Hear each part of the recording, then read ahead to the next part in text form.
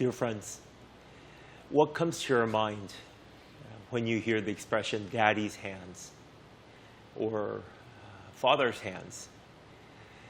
I want to share with you the lyrics from one of my favorite songs, Daddy's Hands by Holly Dunn, old country song. It goes something like this. I remember Daddy's hands folded silently in prayer and reaching out to hold me when I had a nightmare. I remember Daddy's hands, how they held my mama tight and patted my back for something done right. Daddy's hands were soft and kind when I was crying. Daddy's hands were hard as steel when I done wrong. Daddy's hands weren't always gentle, but I've come to understand there was always love in Daddy's hands. I know there are definitely different ways to do parenting, and there are different parents with different personalities. But I can agree, but we can all agree on at least one thing. That is, parents do care for their children, and they all do try their best to discipline their children best they can, right? And how do children respond to that? Yeah, I know some children rebel, right? And they don't respond too well. But many do, in fact, respect that. Many do, in fact, respect their parents trying to discipline them. And we obey. We obey our parents. And why do we obey? Because they're trying to discipline us out of love. And we know it. We know, yeah, in spite of their shortcomings, they're trying to discipline us because they love us. Hebrews chapter 12, verses 7 through 11 says something about our parents' love and our Father's love, our God the Father's love. And let me read this for you from NIV. Endure hardship as discipline. Endure hardship as discipline. As God is treating you as sons. For what son is not disciplined by his father? If you are not disciplined, and everyone undergoes discipline, then you are illegitimate children and not true sons. Moreover, we have all had human fathers who disciplined us, and we respected them for it. How much more should we submit to our Father of our spirits and live? Our fathers disciplined us for a little while as they thought best. But God disciplines us for our good, that we may share in his holiness. No discipline seems pleasant at the time, but painful. Later on, however, it produces a harvest of righteousness and peace for those who have been trained by it. You see, here I want to highlight a few things that's important. Number one, God disciplines all his children. This is very important. God disciplines all his children. Not some, not a few. God disciplines all his children. This means suffering does not necessarily mean God has left you abandoned. Just because something bad has happened to you, that does not mean that God has forgotten about you. In fact, it's exactly the opposite. God is suffering means usually God is deeply, deeply involved in your life. It's a sign, in fact, that God is still involved in your life. God is disciplining you. It says, if he's not disciplining you, then you are illegitimate child and not true son. If you're not a true child, there is no reason for God to make you holy. There is no more reason, no more responsibility, and there is no more obligation for God to make you into His own image. You see? So there is no reason for God to put you through suffering, trial, or any kind of discipline. So Paul, Apostle Peter, the Bible tells you over and over, when you go through a trial, rejoice. Because this is a sign. There's nothing more clear in your life. There's nothing more clear in your spiritual life, spiritual walk, that tells you that you are children of God, that God is walking and that is working in your life. Second thing, when we undergo discipline, submit yourself to God. Submit yourself to God. Verse 9, verse 9 we just read above, gave us an example of our human fathers who disciplined us, and we respected them for it. They disciplined us, and we respected them for it. It says, how much more should we submit to the Father of our spirit? How much more should we submit to our Father of our spirit? You see our human parents, in spite of their best intentions,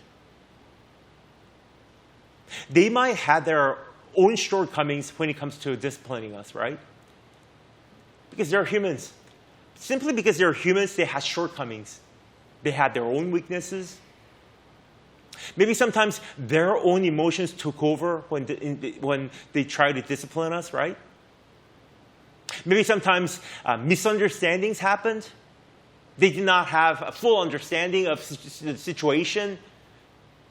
Maybe sometimes generation gaps were too big, you know?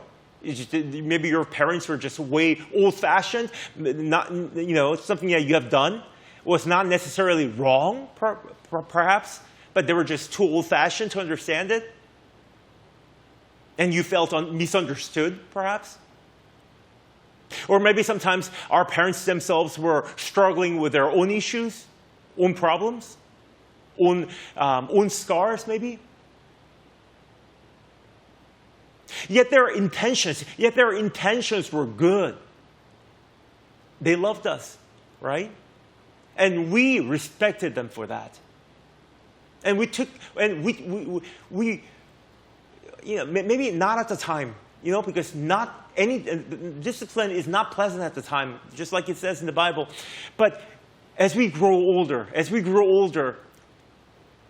we aged, we look back and we really appreciated that, you know. Oh man, my father, you know, yeah, he gave me this kind of discipline, you know. As you grow older, you appreciate those things. Maybe the methods were not right, but the intentions were there. And it says, then how much more should we trust in God the Father and really submit ourselves to it?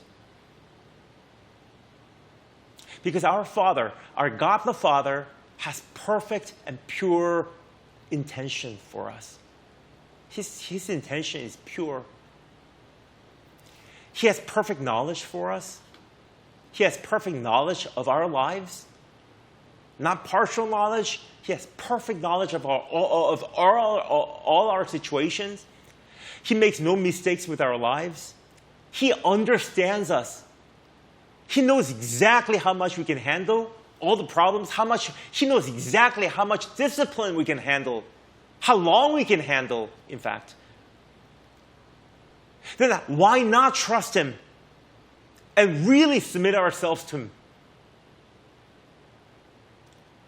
So, the author of Hebrews tells us, submit yourselves to Him. Submit yourselves to Him. That's how you handle the discipline of God. And number 3, then how do you submit? How do you submit? How do you submit? What does it mean to submit to the discipline of God? We got to go back. We got to go back to the beginning of the chapter. Hebrews chapter 12, verses 5 through 6. It says, and you have forgotten the word of encouragement. Because when you go through trials, when you go through suffering, sometimes you forget. How do you receive? How do you really, what's a healthy way to receive God's discipline? That's why the author of Hebrews reminds us, you've forgotten how to receive this discipline. And he says, and you have forgotten the word of encouragement that addresses us sons. My son, do not make light of the Lord's discipline and not lose heart when he rebuke you. Because the Lord disciplines is those he loves, and he punishes everyone he accepts as son. You see? You've forgotten it. What did he forget? My son, you do not make light of the Lord's discipline and not lose heart when he rebukes you. This is directly out of the book of Proverbs. You see, when you rebukes a child, you probably have done this before. When you rebukes a child, usually a child actually responds in a certain way. Usually one of the two ways. When you rebukes a child, either this child responds by taking the discipline lightly, right? You say, for example, John, you lied to your mother, therefore you can't go to a party. What does the child say? Oh, I wasn't going to go anyway. And he walks into the room, just totally ignores it, right? That's a good example of taking it lightly, taking the discipline lightly. John, you lied to me, you're grounded for a week. Oh, well, big deal. You walk into the room. That's a good example of taking the discipline lightly. So when God tries to discipline you, sometimes you harden yourself. Oh, it's God. This is no big deal. Well, it doesn't hurt me. I'm gonna just drink myself through this whole thing. Well, I'm just gonna I'm gonna just harden myself through this entire suffering. So this passage warns us, do not harden yourself. Don't take it lightly. Because God's trying to discipline you. Don't take it lightly. Or sometimes child, he gets discouraged. Don't lose heart. Sometimes certain people get really, really discouraged. So the author of Hebrews is telling us, submit to God's discipline by not taking it lightly, or do not be discouraged by it. In other words, listen to him. When God tries to discipline you, don't be discouraged by it. Don't take it lightly. But how do you submit? Listen to him. Try to listen to what God is trying to do in your life. Learn what he is trying to teach you. Hear his voice. Take heed to his words. Do not harden your heart. Endure hardship. Be patient. Trust in his process. And trust in his love and goodness. Trust in God's goodness. That's how to be disciplined by God. That's how you be disciplined by God. And when God's time comes, you'll be able to enjoy the fruit of righteousness. That's how to go through times of suffering and trials. Just remember that you're in the good hands, the loving hands of our God the Father.